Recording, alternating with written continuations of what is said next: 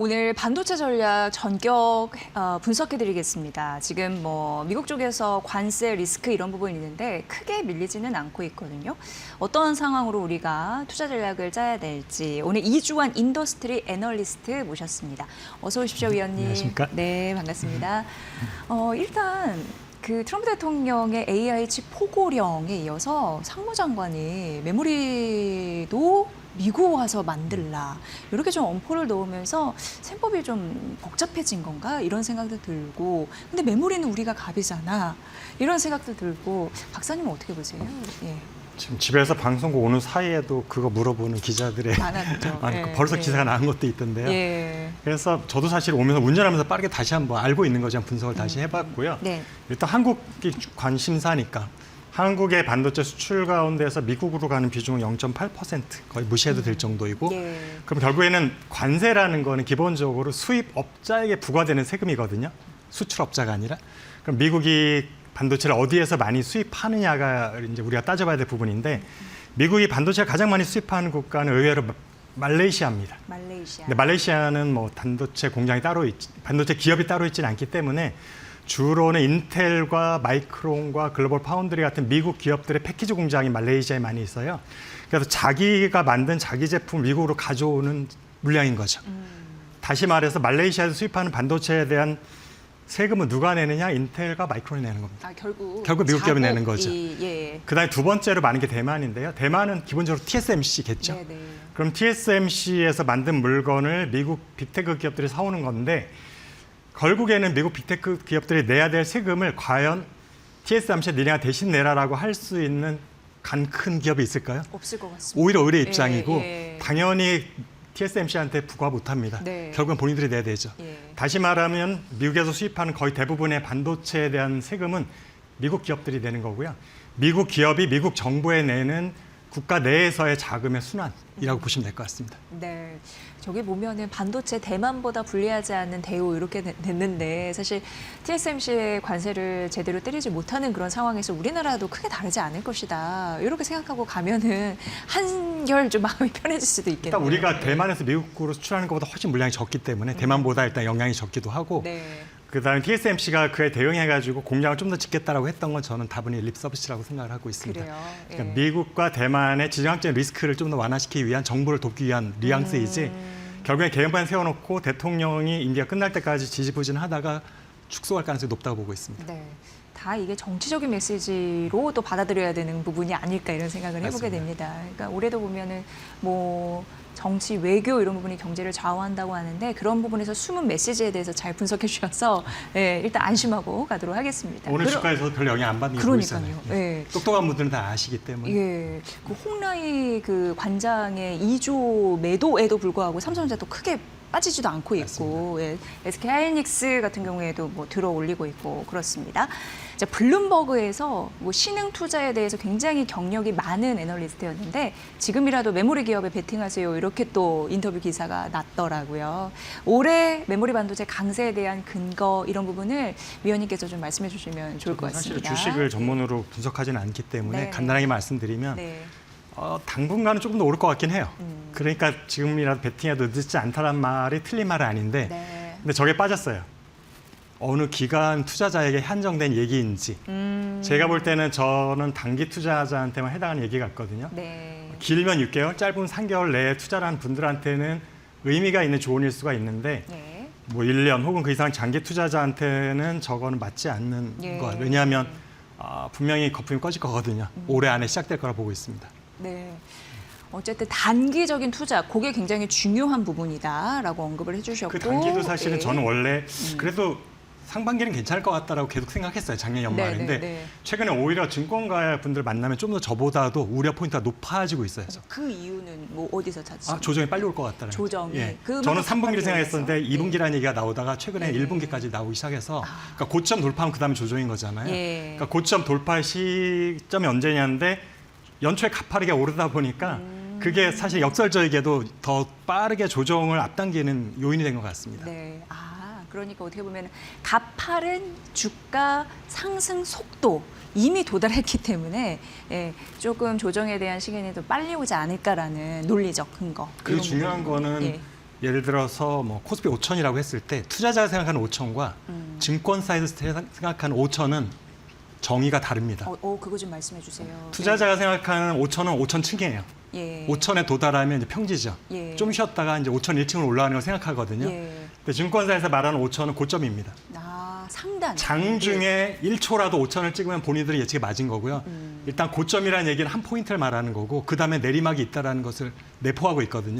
그래서 사실 똑같은 5천 혹은 6천이 나오더라도 투자자가 생각하는 것과는 정의가 다르다는 거는 좀 염두에 두셔야 될 것 같습니다. 이 의미가 또 중요하네요. 왜냐하면 5천을 딱 찍고 내려오든 말든 이게 문제가 아니라 투자자들은 5천 이후에 지속 안착하는 거를 생각하는 우상향 것이잖아요. 그렇죠. 이런 거를 그래서 내 수익률을 계속 갖고 가는 더 커지는 이런 걸 그래서 제가 바라는데 단기에만 저게 유효한 멘트다라고 말씀드렸습니다. 네, 이런 의견이십니다. 이러면 잘 반영을 해보시고요. 자, 그렇다면 삼성전자와 SK 하이닉스 이 둘 중에 고민하시는 분들에게 좀 이건 너무 어려운 질문인데. 도움이 될 만한 그런 질문일 수도 있는데 어려운 질문이긴 하겠지만 어떤 이거는 거냐면 사실은 둘 다 너무 좋은 회사고 올해 역대급 실적이 거의 확실하잖아요. 그래서 지금 각각의 장점이 따로 있습니다. 네. 예를 들어서 삼성전자의 장점은 그동안 부진했기 때문에 앞으로 좋아질 일만 남았다. 근데 좋아지는 그 속도가 상대적으로 이미 높은 곳에 있던 하이닉스보다는 더 눈에 띄게 좋아지는 게 보일 거잖아요. 네. 증가율 같은 것들이. 그런 면에서 삼성전자의 장점인데 단점은 밸류에이션이 이미 하이닉스의 2배 정도 되기 때문에 너무 이미 사실 다 반영돼서 올라가 있다는 게 하나의 단점인 거고 네. 하이닉스는 현재 수준이 굉장히 높다라는 것, 그러니까 밸류에이션이 아니라 이미 실적이 높기 때문에 그게 장점이지만 네. 상대적으로 더 좋아지겠지만 삼성전자보다는 상승 폭은 더 작을 수밖에 없으니까 이게 단점인데 반면에 밸류에이션은 하이닉스가 훨씬 더 낮은 수준에 아직 있다 보니 여력은 좀 더 있어 보이는. 네. 그 결국엔 투자자 성향에 따라서 갈릴 것 같습니다. 그겁니다. 둘 다 좋은 기업이죠. 박사님 그거 어떻게 보세요? 뭐냐면 그 엔비디아가 HBM4 사양을 좀 높이는 걸 주문하면서 다시금 그 출발선에서 서게 됐다. 왜냐하면 로직 다이, 베이스 다이 이런 얘기를 하더라고요. 그런 부분에 대해서는 SK 하이닉스는 어떻게 보면 TSMC에 전적으로 의존을 하는데, 외주를 하고 있는 예, 거죠. 삼성전자는 자체적으로 할 수 있는 종합 반도체이다 보니까 그런 경쟁에 대해서는 어떻게 보시는지요? 이 부분은 사실은 뚜껑을 열어봐야 될 것 같은데 예. 사실은 삼성전자가 사실은 한꺼번에 칩셋을 만들면 장점 분명히 있잖아요. 효율성이 높일 수도 있고 공정 단가도 낮출 수 있고 여러 가지 장점이 있긴 한데 문제는 삼성전자 파운더리에서 만드는 로직 다이가 TSMC에서 만드는 것보다 더 성능이 좋다는 전제가 있어야 되거든요. 그렇죠. 근데 만약에 예. 거기다 삐걱해버리면 예. 오히려 안정적인 TSMC 제품을 쓰는 하이닉스가 더 유리할 수도 있는 거고 최종적으로 수율이 중요하니까요. 네. 근데 그 부분은 삼성전자 잘할 거냐 못할 거냐는 우리가 알 수가 없어요. 그렇죠. 지금 그래서 사실 그건 뚜껑을 열어봐서 수율이 어디가 잘 나오냐를 가지고 확실히 우리가 얘기할 수 있을 것 같습니다. 네, 엔비디아 HBM4 상향, 그에 따른 베이스 다이 이런 부분, 로직 다이 이런 부분에 따른 두 SK 하이닉스와 삼성전자의 판도 이런 부분은 뚜껑을 열어봐야 된다. 그리고 그건 수율에서 수율이 중요한 것 같습니다. 나타날 것이다. 이렇게 말씀해 주셨습니다. 우리가 왜 AI 반도체 시대에 캐펙스 많이 따지잖아요. 설비 투자를 누가 더 많이 했는지, 그거에 따른 돈을 버는지 마는지 올해 굉장히 중요하다고 하는데 TSMC 지난주에도 많이 주목이 됐습니다. 그러면서 AI 실적 전망 상향 조정되는 흐름들도 있었는데 이제는 옥석 가리기를 본격적으로 해야 될 올해가 될 것 같은데 박사님은 어느 부분이 중요하다고 보세요? 예. TSMC는 사실은 빅테크 기업들이 투자를 별로 줄이거나 늘리지 않더라도 누가 망하든 누가 승리하든 상관없이 돈을 벌 그쵸. 기업이라서 예. 일단 TSMC에 대해서 걱정은 안 해도 될 것 같고요. 네. 문제는 다른 반도체 메모리 업체들과 투자를 했던 빅테크 기업들은 좀 명암이 갈릴 가능성이 분명히 있죠. 네, 네. 올해까지는 사실은 다 묻어서 갈 수 있어요. 주가 네. 같은 것들인데 제가 볼 때 2027년부터는 분명히 제대로 된 실적을 내는 기업과 그렇지 못한 기업들 간에는 주가도 그렇고 실적도 그렇고 차별화가 될 거라 생각이 되고 있고요. 근데 기본적으로는 내년이 되면 하드웨어 기업보다는 소프트웨어 기업들 쪽으로 일단은 주체가 이동이 되는 시기라고 보고 있고요. 예. 왜냐하면은 지난 3년 동안 이미 서버 투자를 굉장히 많이 했습니다. 과거 어느 때보다 많이 했었고 이전에 과거 경험을 들어보면 한 3년 정도 투자가 사이클이 있어요. 3년 투자를 대규모 하고 나면 나머지 한 3년에서 5년은 약간 소강 상태가 되거든요. 그 시작이 내년부터라서 이제 2024부터 올해까지 3년간에 했던 만큼의 빅테크 기업들의 AI 투자가 그만큼 할 거다라는 기대는 접으셔야 될 것 같고요. 최근에도 보면 반도체 시장 성장률 전망치가 나왔는데 똑같아요. 올해까지 3년 동안 굉장히 20%대 성장하다 내년에 한 자리로 뚝 떨어집니다. 아, 그래요. 그 얘기는 전반적으로 모든 이제 수요가 하나의 사이클이 이제 지나가고 내려간다고 생각하시면 될 것 같고 네. 그러다 보니까 이제 메모리 기업들도 올해만큼의 수익을 계속 낸다라는 거는 어려운 상황이 되는 거라 보시면 될 것 같고요.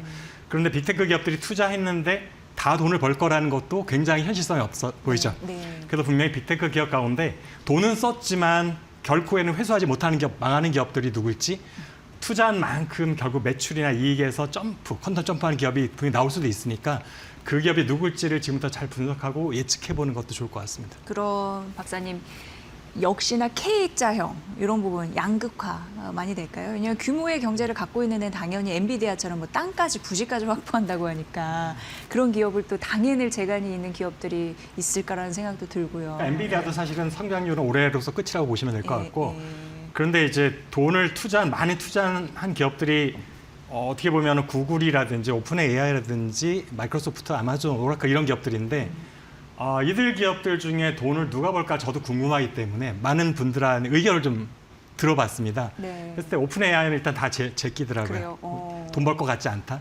지금도 적자인데 이거 외에 딱히 비즈니스 모델이 보이지도 않는다. 오라클, 아마존 너무 재무 상태도 안 좋아서 투자 네. 여력도 부족하고 네. 좀 어려울 것 같다.